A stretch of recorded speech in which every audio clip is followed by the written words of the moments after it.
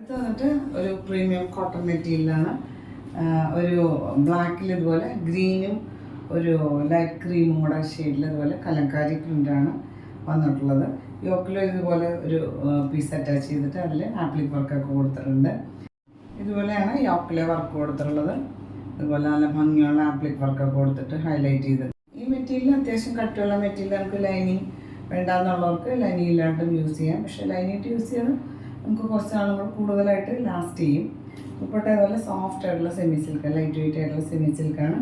ഇതിൽ ഇതുപോലെ appliqué work വന്നിട്ടുണ്ട്. എൻ പോർഷൻസിൽ ഇതുപോലെ ബോർഡറൊക്കെ കൊടുത്തിട്ട് ഇതുപോലെ ബോർഡർ അറ്റാച്ച് ചെയ്തിട്ടുണ്ട്. ഇതുപോലെ ആപ്ലിക് വർക്ക് കൊടുത്തിട്ടുണ്ട്.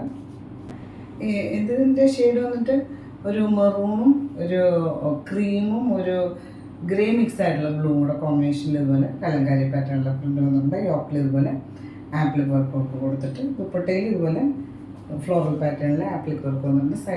4 സൈഡ് ഇതുപോലെ ഒരു ബോർഡറൊക്കെ കൊടുത്തിരുന്നു പറയാം. മെഹന്തി ഗ്രീൻ, ഡാർക്കർ മെഹന്തി ഗ്രീനും യെല്ലോയും കൂടെ ഒക്കെ കോമ്പിനേഷൻ, ക്രീമും ഒക്കെ കോമ്പിനേഷനിൽ കലങ്കാരി പാറ്റേണിലെ പ്രിൻ്റ് വന്നിട്ടുണ്ട്.